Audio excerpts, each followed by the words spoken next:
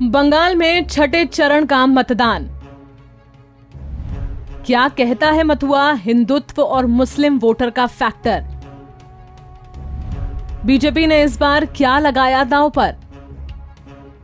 पश्चिम बंगाल विधानसभा के लिए छठे चरण का मतदान हुआ है। इस चरण में 4 जिलों की 43 सीटों पर वोटिंग हुई, जिसमें उत्तर दिनाजपुर की 9, नादिया की 9, उत्तर 24 परगना की 17, पूर्वी वर्धमान की 8 सीटें शामिल हैं। इस फेज में कुल 306 उम्मीदवारों की किस्मत दांव पर है। इस चरण में बीजेपी के सामने नागरिकता के वादे के साथ मतुआ फैक्टर, जूट मिलों का बंद होना, बेरोजगारी और कृषि संकट जैसे कई मुद्दे अहम हैं। ध्रुवीकरण के जरिए वोट जुटाने की कोशिश। इन सीटों पर बीजेपी सांसद अर्जुन सिंह का वर्चस्व माना जाता है, जो पहले टीएमसी से जुड़े हुए थे।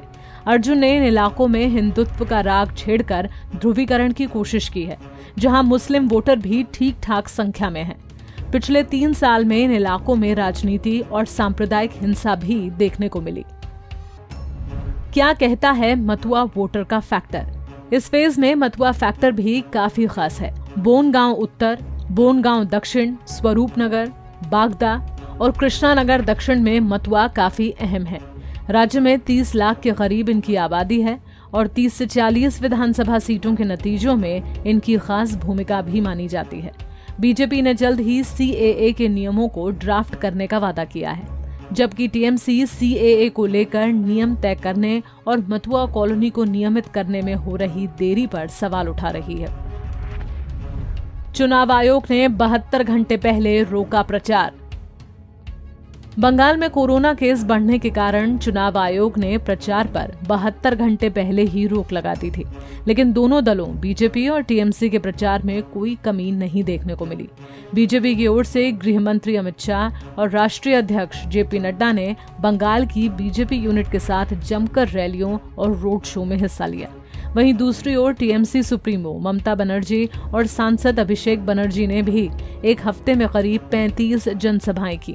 हालांकि टीएमसी ने बंगाल में बढ़ते कोरोना केसों के लिए बीजेपी के बम्पर प्रचार को दोषी ठहराया और आरोप लगाया कि बीजेपी दूसरे राज्यों से भी लोगों को यहां बुला रही है, जिससे महामारी फैल रही है।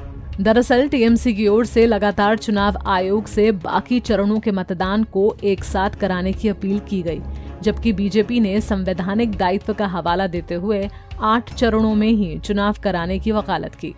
8 चरणों में से 6 चरणों पर मतदान हो चुका है और 2 चरणों का मतदान अभी बाकी है, जिसके बाद 2 मई को नतीजे घोषित किए जाएंगे। पश्चिम बंगाल में कौन सा फैक्टर क्या रंग लाएगा, ये तो आने वाला वक्त ही बताएगा।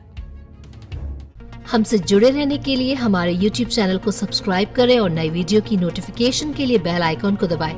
अगर आप ये वीडियो Facebook पर देख रहे हैं तो लाइक जरूर करें और ज्यादा से ज्यादा शेयर करें। धन्यवाद।